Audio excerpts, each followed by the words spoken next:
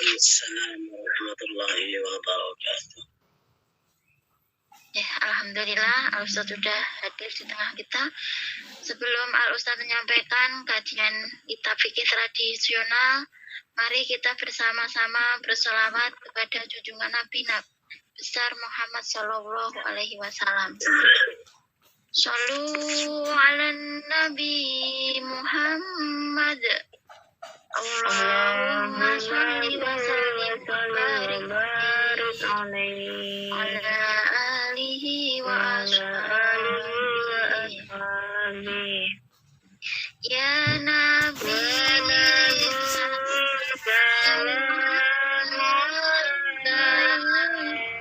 ya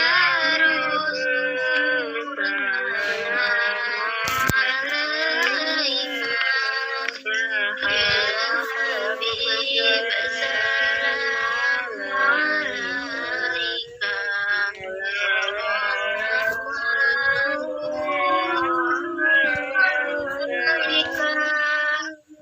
Allahumma sholli wa sallim wa barik alaihi ala alihi wa ashabihi. Kepada Al-Mukarram Al-Ustadz Misbahus Sudur, dengan hormat kesempatan saya haturkan. Monggo Abah. Assalamualaikum warahmatullahi wabarakatuh. Waalaikumsalam warahmatullahi wabarakatuh.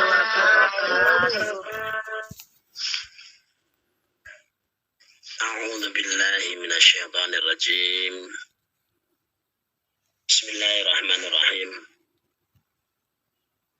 Wassalatu wassalamu ala sayyidina wa habibina wa maulana Muhammadin asrafil anbiya'i wal mursalin wa ala alihi wa ashabihi wa man tabi'ahu bi ihsan ila yaumiddin. Subhanaka la ilma lana illa ma 'allamtana innaka antal alimul hakim. Usikum wa nafsi bi taqwallah. Faqad fazal muttaqun. Yang dirahmati Allah seluruh jamaah yang tergabung di Al-Rahman Air. Simponi Sinaman menatap posisi hati nurani. Dan insya Allah nanti akan lanjutkan dengan silakan inspirasikan masalah Anda lah, langsung aja kami akan membantu Anda. Untuk pada hari ini sesuai dengan jadwal kita bersama-sama mengulang-ulang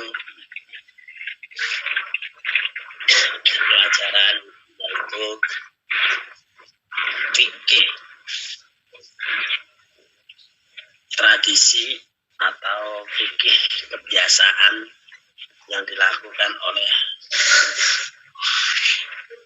kaum muslimin atau Miftah, tolong di-mute Mbak Miftah.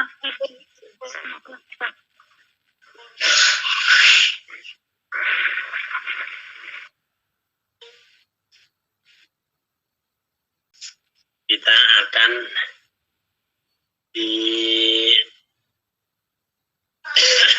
pengertian oleh sahibul kitab atau yang mempunyai atau yang menyusun kitab ini, yaitu tentang membaca zikir dan syair sebelum sholat berjamaah yang dinamakan dengan pujian.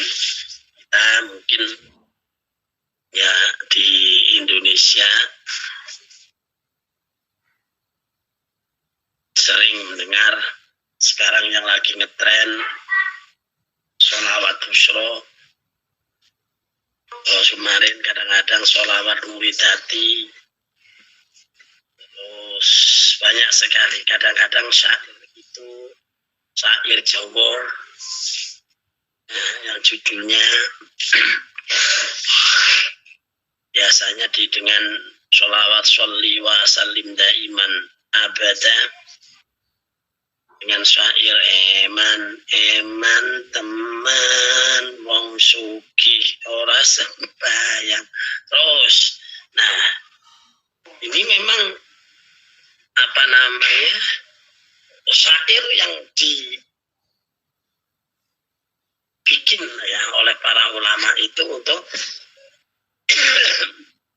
berdakwah.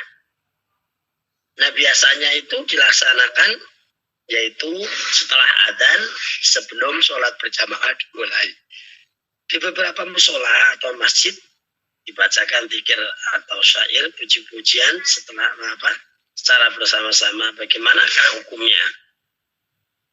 Jawabnya adalah para ulama yang telah membuat beberapa strategi yang sangat jitu ya untuk menyebarkan ajaran Islam di tengah masyarakat. Salah satunya adalah yaitu dengan membaca dzikir secara bersama-sama sebelum sholat jamaah. Ya, pelaksanaan ritual tersebut terbukti mampu menebar dan mengokohkan syiar Islam di tengah masyarakat, sehingga mampu merasuk ke dalam hati setiap umat Islam, karena di dalam bacaan tersebut terkandung beberapa pujian kepada Allah, ya sholawat, ya dzikir dan nasihat. Di samping itu, lantunan syair yang indah itu dapat menambah semangat sekaligus dapat mengobati rasa jemu ya sembari menunggu waktu sholat berjamaah dilaksanakan. Juga agar para jamaah tidak membicarakan hal-hal yang tidak perlu ya di dalam masjid. Nah, pada masa Nabi Muhammad SAW juga pernah ya para sahabat membaca syair di masjid, sebagaimana di dalam sebuah hadis an Sa'id bin Musayyab, dari Sa'id bin Musayyab qala andika sapa Sa'id bin Musayyab marro liwat sedang jalan-jalan sapa Umaru ya sahabat Umar. Umar bin Hasan bin Thabit, dari Umar bin Hasan bin Thabit. Wa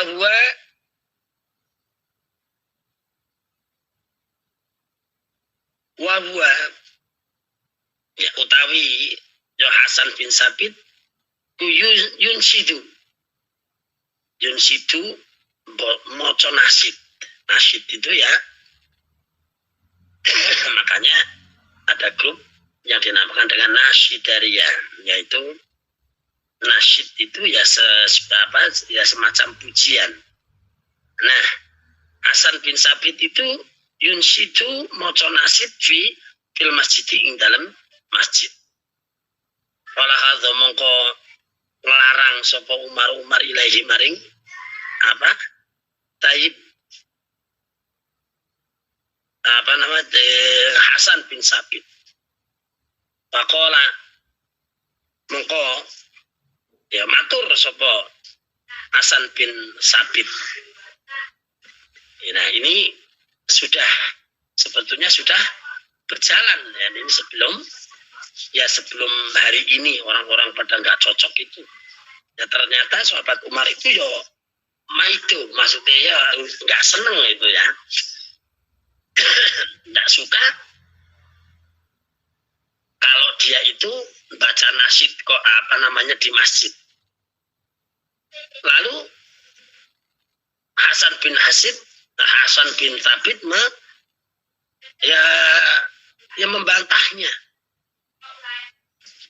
membantahnya dengan kata-kata qad ansattu wa fihi man huwa khairum minka.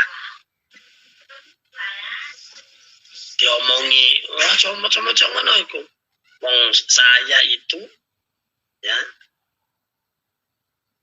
qad ansattu mongko maca nasyid sapa ingsun Hasan bin Thabit wa fihi ilan ing dalem anggonku maca niku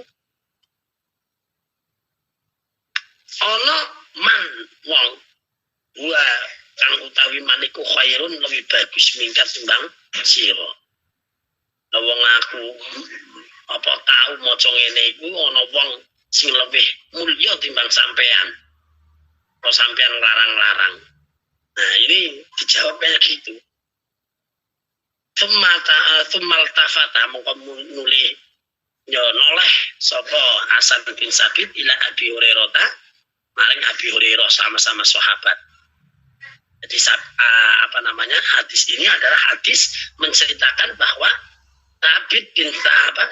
Hasan bin Sabit itu adalah pernah membaca nasyid yang di masjid pada saat itu Rasulullah berada di dekatnya. Ternyata diem, rarep.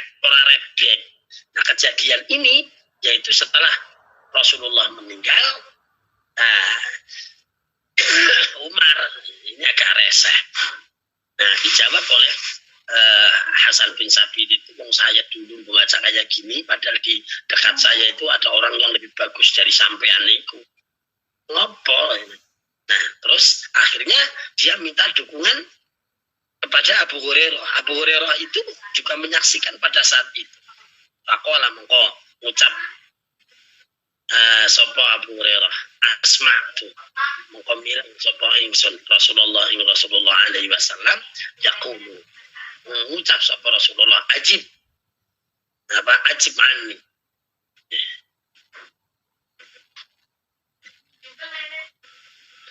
Ajib itu ya apa ya?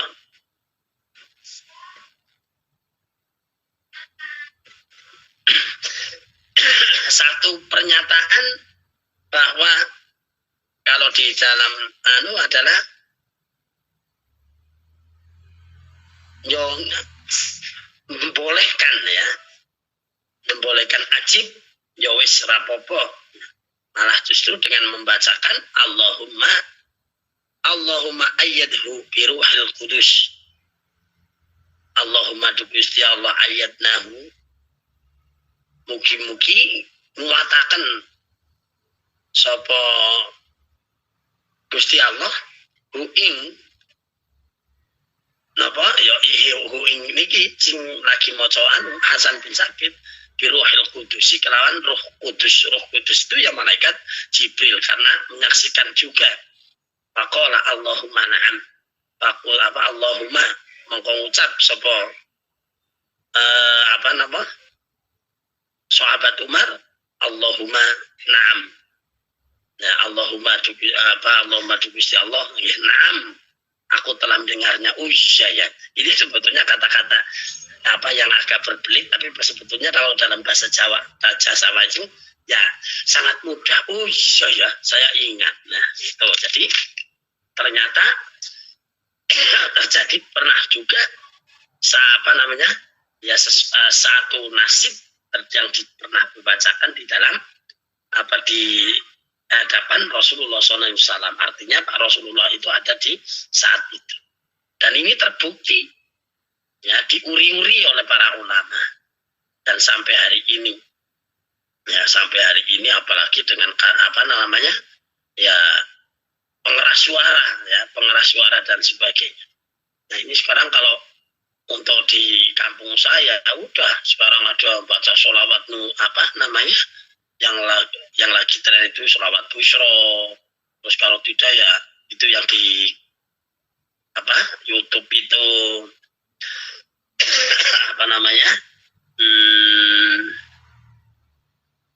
itu seperti tibil kulub dan sebagainya. Ada apa-apa ya, ada apa-apa ya, tapi ya kadang-kadang ada juga orang yang reseh juga, mau sampai kapanpun tetap ada ya. Tapi ya pernah saya sendiri ya pernah ini kemarin mimbrannya apa corong ya. Jadi pengeras suara yang ada di masjid saya itu kan model lama, kenapa namanya nggak keras. Nah, terus beli ya baru dua, ya satu madep pengulon, satu madep ngetan. Ya ternyata ada orang yang nggak suka ya ngomong sama saya. anu kacara ngejak apa ojo jadep ini blebek aku di nah terus kok diadep nanti yo ngetan apa ngulon apa ngalor apa ngidul ngalor itu sawah kidul ya sawah kok ora kon dikurepno saya jawabnya gitu ora kon dikurepno kurepno ya sampean niki wong kadar ngrungokno paling 3 menit 4 menit ngono kok yo reseh. Nah, kecuali sing reseh ora mung sampean tok. Saya jawab begitu. Pernah ada satu kejadian ya orang anak yang pujian dimarahin oleh orang itu dan dulu sampai pernah di demo itu seorang polisi keras banget. Kebetulan dia rumahnya itu dekat musola. Di situ ada anak lagi pujian itu dimarahin sampai dipukul itu. Nah akhirnya jadi demo itu polisi terkenal ya sifatnya nggak bagus dan dia benci ya Islam akhirnya di demo dan sebagainya. Sehabis itu terus dia sakit terus nggak tahu nyawanya ya keambil ya sampai ini dia sudah meninggal. Jadi pernah ada kejadian kayak gitu. Saya pernah dulu berngeyel ya wis istilahnya itu ya adu argumen ya dengan orang yang nggak suka dengan itu. Kebetulan dia rumahnya di dekat rel kereta api padahal di jalur besar ya Surabaya Jakarta Surabaya Bandung yaitu di Kroya. Nah pada saat itu dia itu reseh dengan waktu itu anak lagi pujian. Nah dia protes katanya berisik. Saya jawab orang kok sampean kok adil kupingnya sampean. Oh enggak adil gimana? Lah wong sampean iku saben saat padahal kadang ada 5 menit sekali. Kadang-kadang ya 10 menit sekali itu kereta api suaranya gimana? Grotok. Ngono iki kalau sampean protes. Lah ana wong pujian, ana wong maca selawat kok sampean iku adil lho sampean. Terus saya bilang, kalau sampean gak senang dengan ini, dengan anak yang foto pujian baca sholawat, tolong sampean juga harus berani ke stasiun. Stop. Kereta api jangan lewat. Betapa kan itu ada waktunya. Loh ini juga ada waktunya. Cuma 5 kali sehari. Loh sepur bilang pimping biro. Kadang-kadang gak hitungan saya kejaran sampean tidur saja gak merasa terganggu. Kenapa gak protes? Tapi dengan pujian kayak gini, kenapa sampean protes? Mesti otak saya bilang itu. Otaknya sampean pasti ada yang gak beres ini. Akhirnya dia diem. Ya memang kadang-kadang gak adil orang. Ya kereta api yang sering berada geruduk lewat kayak gitu dibiarin. Nah, ada orang pujian dianggapnya mengganggu. Kan lucu. Nah, tapi setelah diprotes dengan itu, dia langsung ndak berani membantah lagi. Nah, terusnya mengomentari hadis ini, ya Syekh Ismail mengatakan bahwa yang dapat dipetik dari hadis ini, ya wa mimma yustasnas bihi fi dzalika ibahatu isyad, ibahatu insyadi sa'ri, yaitu bolehnya untuk melantunkan ya nasyid syair bil masjid dalam masjid idza kana madaiha shadiqatan. Yaitu tadi mau ya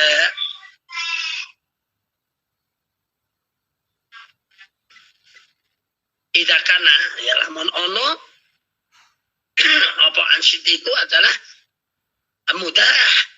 mudaiha shadiqatan. Artinya apa? Dia mengandung hal-hal yang baik. Ya, au muwa'idhatan utawa yo satu contoh. Wa adaban utawa yo tentang tata krama au uluman utawa ilmu nafiatan kang manfaat. Wa huwa la yakunu ora ono illa fi raf'il sauti. Nah, dengan cara begitu ya tentunya tidaklah dia itu membaca dengan pelan-pelan, tapi illa bi raf'il sauti, ya kelawan mengangkat suara, artinya keras, bahkan pakai pengeras suara. Nah, itu dilakukan fi ijtima'in ing dalam apa perkumpulan ing dalam yo ijtima' itu jamak orang gitu.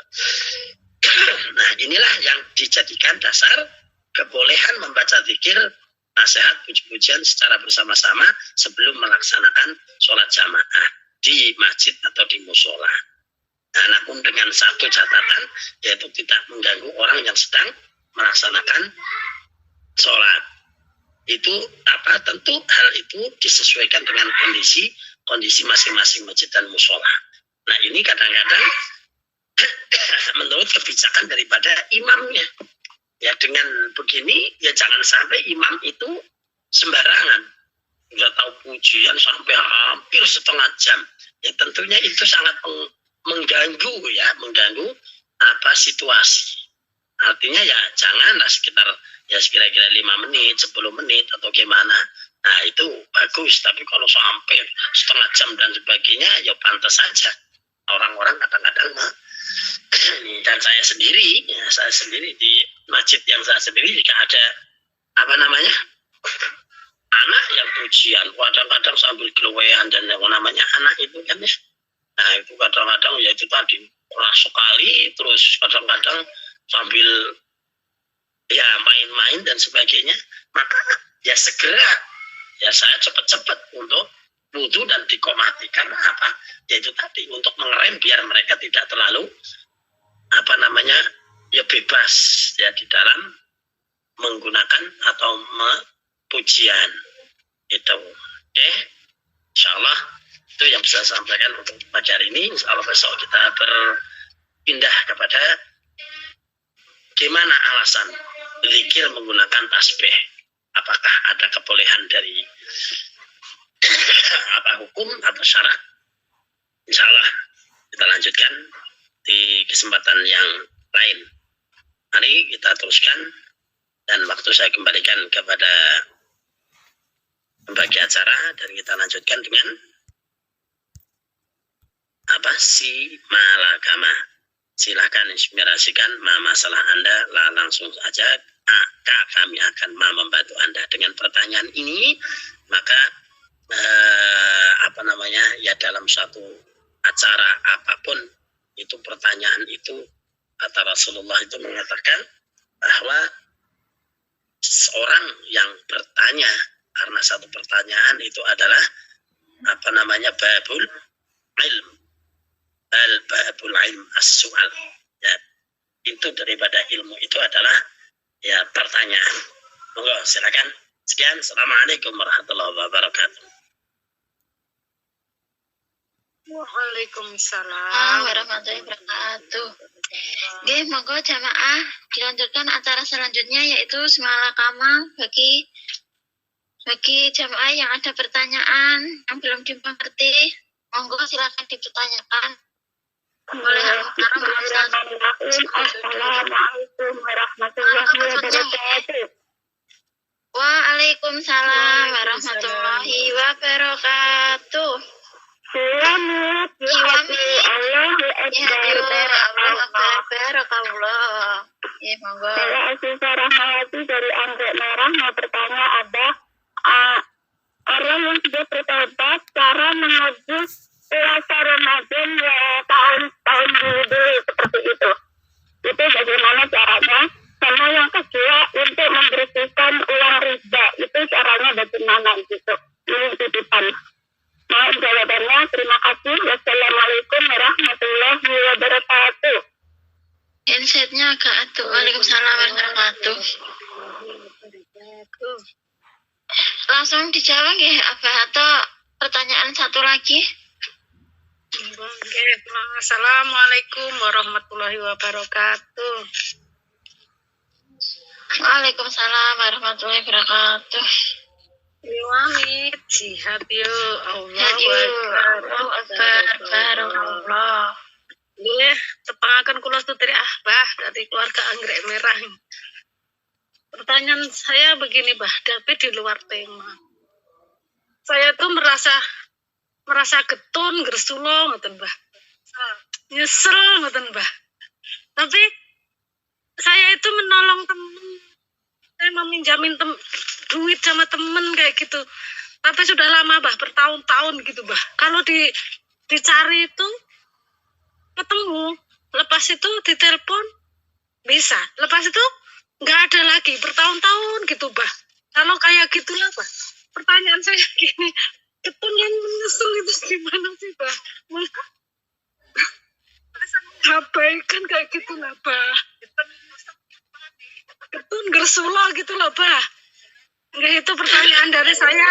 Wassalamualaikum warahmatullahi wabarakatuh. Waalaikumsalam warahmatullahi wabarakatuh. Ya, ada 2 pertanyaan, Abah. Monggo silahkan dijawab terlebih dahulu. Terima kasih. Assalamualaikum warahmatullahi wabarakatuh.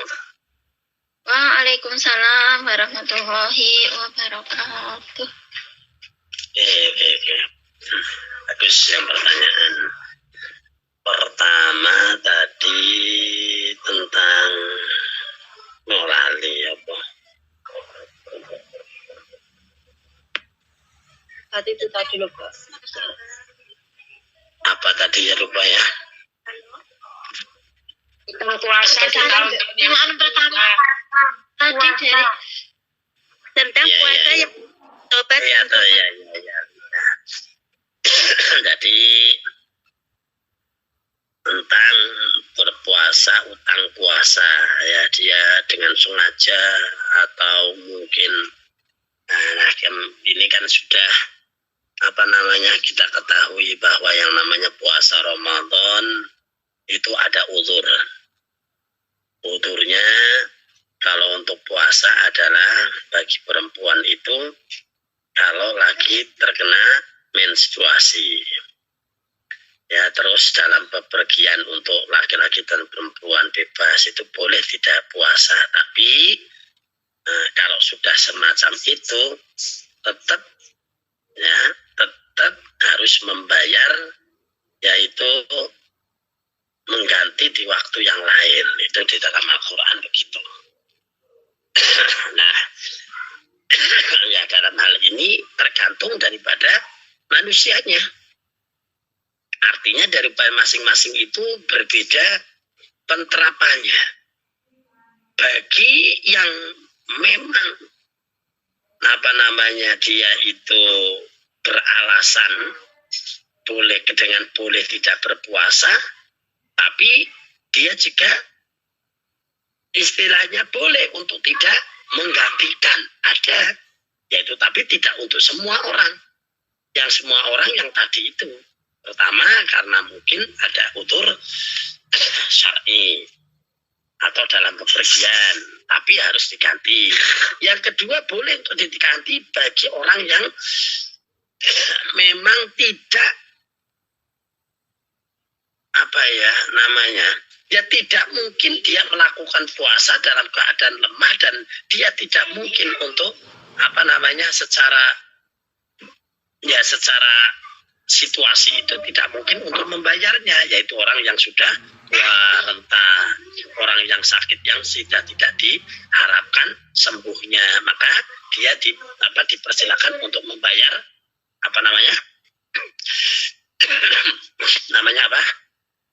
dia kafarot fidyah. Ya, kafarot atau fidyah. Nah itu ya. Terus bagi perempuan sehat-sehat, tapi ya saking berbeda dengan orang lain. Ya cara ibaratnya apa ya? Nek ibaratnya kewan itu saking subure bagaimana? Nah, meteng boleh balik. Situ. Jadi wis meteng dalam keadaan hamil, dia ndak puasa. Wis bariku tahun depan meteng meneh. Terus menerus itu. Nah, dalam keadaan yang semacam itu ada bagian. Tapi kan ini tidak semua orang. Tidak semua orang alami semacam itu. Itu boleh membayar fidyah.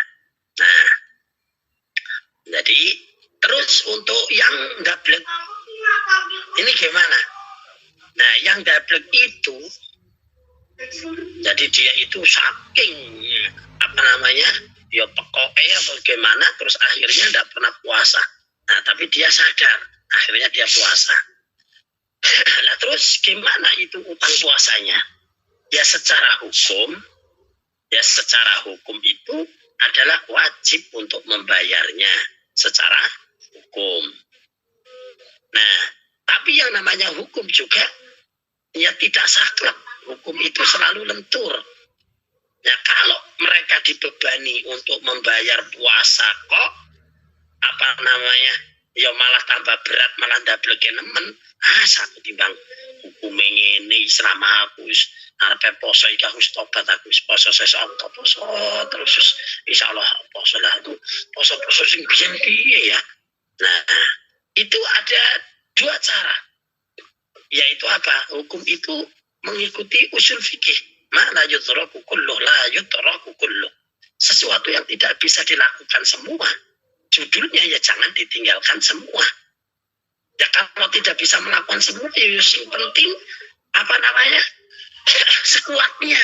Yang penting puasa yang pada saat dia itu sadar dilakukan dengan baik. Nah, puasa yang sebelumnya gimana? Ya secara hukum memang bisa untuk dibayar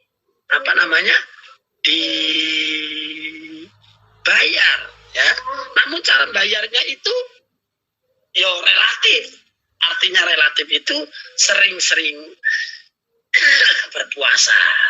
Kalau pas lagi nganggur, Senin, Kamis, atau mungkin kalau lagi libur dan sebagainya. Itu caranya. Nah, terus bagaimana kalau umpama kok orang berpuasa itu katanya kalau kalau meninggalkan puasa tahun kemarin terus tahun ini sudah ngelonjok ya apa? Sudah kelewat ke puasa yang berikutnya. Nah, itu gimana? Ya ulama itu mengatakan bahwa dia kecuali wajib membayar, maka dia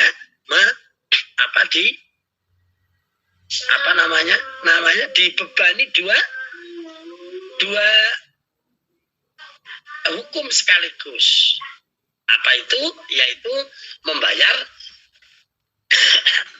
fidyah atau diikuti dengan ini. Nah, tapi lagi silakan masing-masing mereka itu berbeda-beda. Kalau mereka yang sangat sadar sekali dengan itu, maka dia tetap punya beban puasa. Akhirnya dia dengan segala upayanya maka dia akan membayar, itu baik. Tapi kalau dengan cara yang semacam itu kok dia itu malah jadi tambah wegah, habis nekat sisan, ora apa-apa rokok ya ora apa-apa. Nah, itu ya gimana wes. Ya sing pentingnya yang akan berjalan itu dilakukan dengan baik. Yang namanya tobat berarti kan ya dosa-dosa yang sebelumnya itu ya diserahkan kepada Allah. Sudah, itu yang terpenting. Jadi itulah yang dinamakan dengan la yudraku kulluh. Jangan sampai terjadi tidak bisa melakukan semua, akhirnya ditinggalkan semua, tidak boleh. Maka dari itu yang penting adalah puasa yang mereka sadar. Nah, diharapkan itulah ringannya orang membawa agama Islam itu tidak ada beban yang berat kecuali kemampuan. La yukallifullahu nafsan illa wus'aha. Jadi begitu ya. Itu untuk Anda bagaimana cara menghilangkan barang-barang riba. Nah, ini ya sama. Saya lagi cari ayat itu di dalam Al-Quran dikatakan bahwa orang yang tobat ya dari riba. Nah, itu gimana hartanya? Apakah harus dibuang semuanya? Tidak. Artinya apa? Dalam Al-Quran malah disindir. Nanti kalau pas saya ketemu itu, saya pernah membaca Al-Quran tapi agak lupa, ini tadi tak buka. Waduh, ini terlambat. Nah, artinya apa? Artinya bahwa orang yang sudah tobat, berarti barang-barang yang terjadi sebelumnya itu dianggapnya sebagai modal. Ya, dianggapnya itu adalah sebagai modal. Artinya apa? Jalankan dengan baik, ya, jalankan dengan baik, terus berpindahlah dengan cara yang baik sesuai dengan syarat, berarti menghindari riba itu, dan sambil sedekah. Seringkan sedekah dengan niat bahwa membuang yang riba dengan cara pelan-pelan. Itu yang baik. Jadi yang baik. Kalau memang mau dan masih punya harta banyak, wah ini yang riba saya itu dapatnya sekian, tak buang aja dah. Monggo, tidak masalah. Nah, ibaratnya kita punya gelas atau secangkir kopi, kalau dia nggak suka kopi, caranya gimana? Yang pertama adalah mungkin dibuang kopi itu, diganti air bening. Tapi cara yang kedua biar bisa bening, tapi tanpa membuang, bisa nggak kira-kira? Caranya apa? Ya terus dikontor dengan air bening. Kalau dikontor dengan air bening, walaupun air sekeruh apapun, kok terus diisi terus dengan air bening. Lama-lama tetap hitam apa bening lama-lama? Halo? Bening. Lama-lama bening. Nah itulah ya yang dianjurkan di dalam itu. Jadi gunakan sebagai modal untuk memperbaiki. Untuk memperbaiki diri sambil yaitu sedekah, zakat. Itu ya.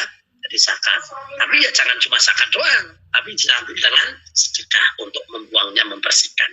Jadi sedikit-sedikit ada yang mereka. Nah untuk orang yang makan gimana nanti Pak? Hukumnya beda. Orang yang istilahnya dari hasil riba kita sedekahkan kepada fakir miskin atau membangun masjid dan sebagainya, maka dia akan apa namanya ya? Sedekah itu akan ya istilahnya jadi apa ya? Ya memang harusnya begitu. Ya harusnya begitu diberikan kepada orang, bukan berarti orang itu nanti makan harta riba, kecuali orang yang bersedekah itu terang-terangan. Saya punya harta riba sekian, ya. Terus dikasihkan pada orang, iki loh mbak, aku sedekah, itu riba, itu baru salah. Sudah sedekah aja. Nah, itulah. Jadi begitu caranya ya. Jadi jangan sampai dia itu bangga dengan kesalahannya juga tidak boleh, tapi dia itu apa namanya terlalu juga tidak boleh. Jadi ya kayak gitu itu tadi itu. Jadi dengan cara pelan-pelan kita sedekahkan, sedekah sudah. Tapi jangan bangga dengan itu, apalagi dengan kata-kata yang apa namanya buruk, ya, bangga. Kemarin kan ada satu pertanyaan, di mana kalau ada seorang perempuan sakul kroto, duwe akeh, ya duwe akeh sedekah. Nah, itu gimana? Nah, apa namanya sedekahnya? Ya enggak apa-apa. Enggak apa-apa sedekah. Hukumnya boleh saja. Ya kecuali istilahnya mereka itu dengan bangganya, dengan tongahnya itu ya istilahnya untuk menghinakan Islam. Ini saya praktekkan ini dulu pada saat apa namanya di Taiwan. Apa itu? Lucu memang. Pas lagi mau ngadain acara apa-apa itu biasanya itu kita mengadakan apa namanya ya penggalangan dana itu masuk di warung-warung Indo. Nah di warung-warung Indo kadang-kadang warung-warung Indo yang apa biasa itu kadang-kadang nggak dapat duit. Itu ngasih ya cuma kadang-kadang ya 10 NT terus ini dan sebagainya nuntang-nunting. Tapi begitu di diskotik lucu ini. Itu malah pada berlomba itu. Ono sing ngacung sewu. Nah sewu. Apa Mbak yang pas megang itu dia bilang katanya iki untuk lah penyeimbang. Aku apa nglakoni ngene iki. Iki nggo nggo apa jenenge ya wis ben dimaklumi lah terus. Piro 1000. Aku 2000. Walah malah ada kayak gitu. Tapi ya walau alam itu, walau alam. Dan itu boleh-boleh saja ya karena istilahnya itu. Nah, kecuali dia bangganya dengan umpamanya penghinaan. Dia tidak menganggap bahwa penggalangan dana itu dianggapnya itu adalah satu penghinaan. Nah ini pen apa di apa namanya ya membantu tapi dengan rasa mengecek, menghina. Ya kan? Islam itu yang barang haram. Nah, kan jangan kenapa tidak boleh itu dilarang saja. Tapi kalau dia dengan istilahnya membantu dengan ya sukarela tanpa embel-embel apapun, kebencian atau mungkin penghinaan, nggak masalah. Itu yang kedua. Aneh apa? Yang ketiga, Aneh apa? Yulianti tolong dimut. Yulianti dimut.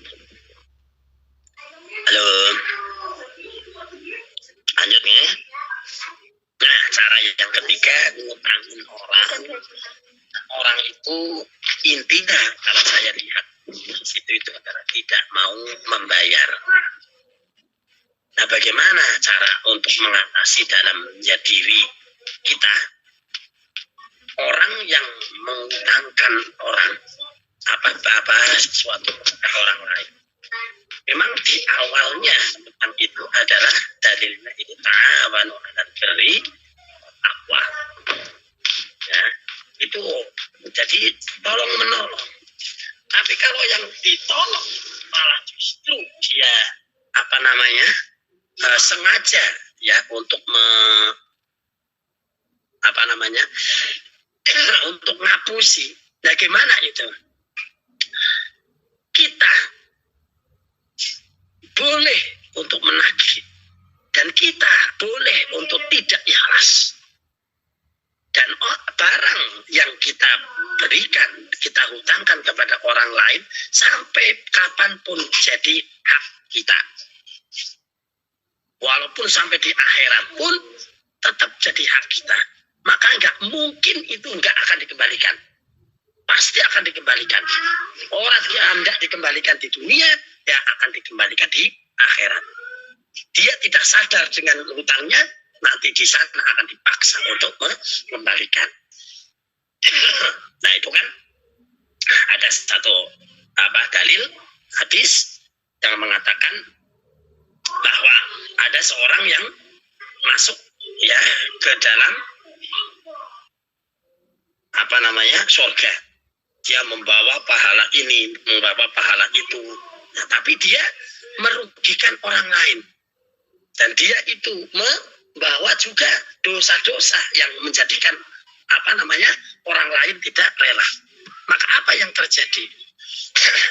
Nah, maka orang itu nantinya ya di dalam surga itu dia akan bermasalah.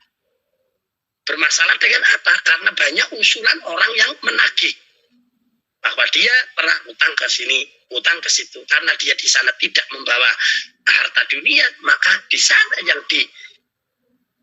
diambil itu adalah pahalanya.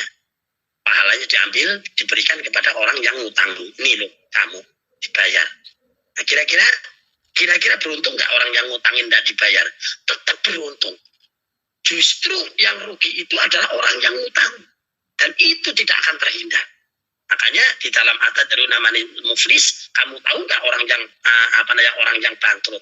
Nanti di akhirat dia bangkrut. Nah, orang-orang yang sering melakukan semacam itu. Karena apa? Karena amalnya habis untuk membayar hutang. Dan kalau amalnya sudah habis, dia masih banyak orang yang menagih, maka dosanya orang yang dirugikan itu akan diambil dan dibebankan kepada mereka. Akhirnya mereka masuk neraka. Tuh ya. Jadi dalam kisahnya itu begitu. Nah, terus gimana untuk kita jadikan itu adalah sebagai pelajaran. Ya, jadikan itu sebagai pelajaran. Artinya apa? Ya lagi-lagi kalau kita mau bantu satu semenurut kemampuan. Namanya orang kok umpama diminta saya mau utang sekian nggak mampu, ya nggak apa-apa. Menolak ya boleh. Umpama mampu segini, umpama minta umpama 1 juta punyanya 200, ya kalau dia mau nggak apa-apa. Nah, kira-kira jangan sampai merugikan diri sendiri. Paham ya? Nah, terus apa? Ya tidak boleh sampai itu terlalu ngelangut karena sudah terjadi, ya sudah ada 2 pilihan. Pilihannya adalah tetap tidak ikhlas dan itu minta dibayar. di sampai kapanpun. Yang kedua adalah diikhlaskan. Kalau memang dia itu orang yang ya memang butuh bantuan, ikhlaskan. Walaupun jenengan tanpa harus ngomong. Ya Allah, ya sudahlah, saya ikhlaskan itu. Dan nilainya akan berubah. Kalau Anda ikhlaskan menjadi sedekah, maka pahalanya itu adalah sesuai dengan dalil dalam Al-Quran. Apa itu? Kama tali habbatin ambatat sab'a sanabila fi kulli sumbullah. Dia minim akan dikembalikan nanti di akhirat 10 kali lipat oleh Allah karena niat sedekah. Tapi kalau nggak rela, maka akan dikembalikan sesuai dengan perhitungan akhirat nanti. Jadi nggak pernah rugi. Gimana masih kalau ya itu tadi, kalau memang diikhlaskan, jangan ngomong sama yang punya, nanti kayemen. Sedekah saja, sudahlah. Akhirnya jenengan sudah nggak ribut-ribut. Kok dia dengan sukarelanya mengembalikan? Ya alhamdulillah. Ya alhamdulillah. Tapi kalau enggak, ya sudah diikhlaskan. Itu justru jadi nilai sedekah. Oh enggak mau Pak, ya enggak apa-apa, wong itu hak panjenengan. Tapi dia nanti gimana kalau sudah mati? Ya dia nanti akan di akhirat akan tetap dipaksa untuk membayar. Begitu ya. Yo, sekian. Assalamualaikum warahmatullahi wabarakatuh. Waalaikumsalam warahmatullahi wabarakatuh. Terima kasih kami sampaikan kepada Al-Mukarram Al-Ustadz Misbahus Sudur. Alhamdulillah pertanyaan sudah terjawab semua dengan gamblang. Sudah dimengerti nggih Bapak Ibu semua, khususnya yang bertanya tadi Ibu Sutriah dan Ibu Asifa. Nggih, alhamdulillah. Nggih, bermanfaat untuk kita semuanya. Semoga kita semua dapat mengambil ilmu dari kajian tadi dan menjadi amalan yang bermanfaat. Amin ya robbal alamin. Alhamdulillah acara berjalan dengan lancar. Mari kita bersyukur dengan mengucap biqaulina alhamdulillahirabbil alamin.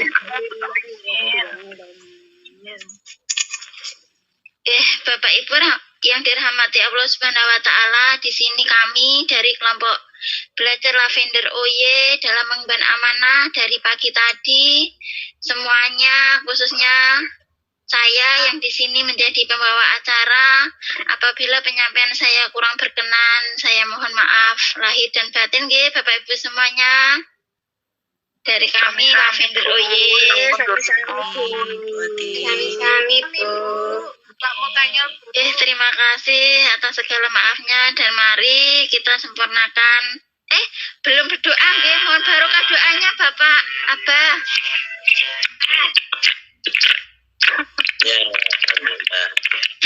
Ya, sampai lupa. Siap yo. Maju terus pantang demi perjuangan. Allahu Akbar. Allahu Akbar, barokallah. Alhamdulillah rabbil alamin. Alhamdulillah acara yang ditampilkan dari Iwami Tomer, mudah-mudahan kita berharap teman-teman kita ya,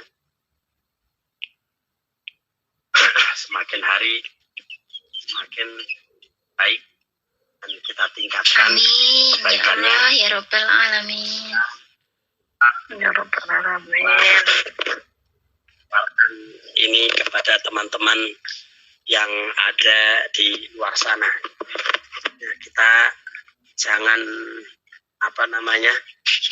jangan merasa puas dengan keadaan hari ini. Ya kita terus harus tingkatkan. Kalau kita ini satu grup itu ada 400 itu terpenuhi. Kalau nanti sudah terpenuhi kok ini pakai 2 grup, tidak masalah. Ini baru 125, ini sudah sangat bagus sekali.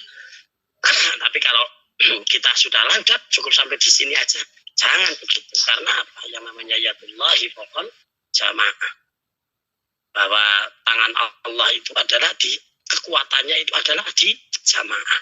Nah kemarin disampaikan oleh Bapak Arif Yudi kan pada saat ceramah di milad di on air itu. Jadi keutamaan berjamaah semakin besar berarti semakin kuat. Ya hitungannya akan semakin gede.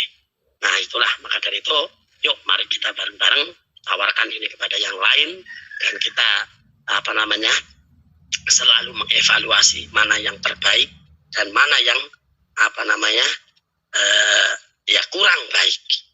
Yang baik kita baikin lebih baik, yang kurang baik kita perbaikin. Begitu terus. Jadi Iwamid On Air ini adalah akan besar, akan tidak tergantung daripada kita semuanya. Maka dari itu semuanya adalah ya tidak menunggu siapa. Kalau bukan kita, Siapa lagi?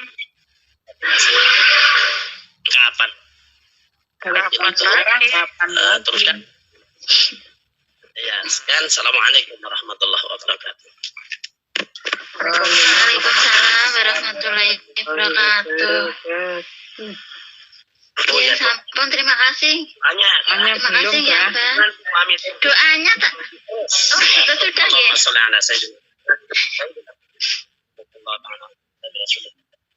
Alhamdulillah rabbil alamin. Dan syakirin hamdan alamin la yuwaffi ni'amahu wa yukaffiru mazidahu. Alhamdulillah. Allahumma ighfir lana dhunubana wa la taj'al amanu rabbana innaka rabbur rahim. Aftah alaina abwaab fadlika abwaab 'ilmika wa wahdina wa inna dhalimin 'alim. Rabbana ya rabbana taqabbal minna. Allahumma ja'al madrik Iwamid baraka majlisan ma'mura majlisan nam. Allahumma ansul Islam wal muslimin. Allahumma ansul Islam wal muslimin. Rabbana atina fid dunya hasanah wa fil akhirati hasanah wa qina adzaban nar. Sallallahu alaihi wasallam.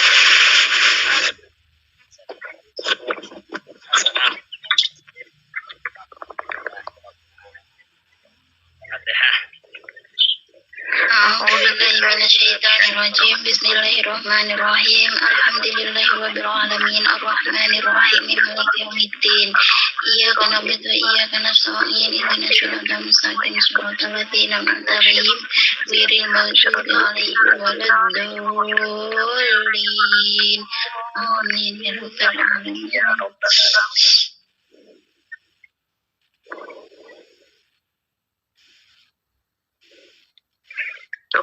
Sampun ya? Sampun hilang apa suaranya? Ya monggo dibuka mutnya jamaah, kita salam bersama-sama kepada Silakan Ustaz Misbahus Sudur. Naik lagi. Enggak hilang, udah selesai doanya. Dengan doa akhir majelis. A'udzubillahi minasyaitonirrajim. Bismillahirrahmanirrahim. Allahumma shalli ala sayyidina Muhammad wa ala ali sayyidina Muhammad.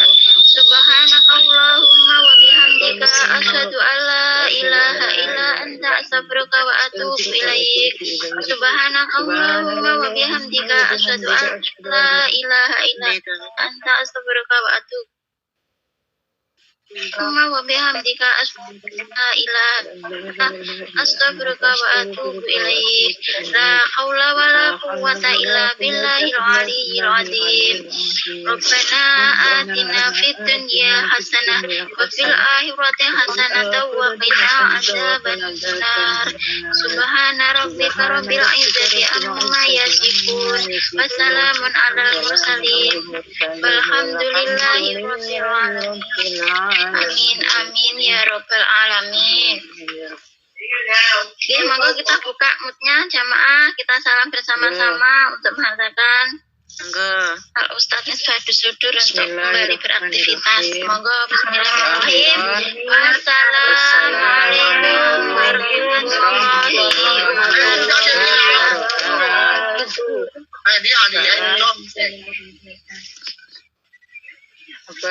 Apa? Waalaikumsalam warahmatullahi wabarakatuh. Ya, selamat berjuang. Ya, alhamdulillah Mas, terima kasih Abah.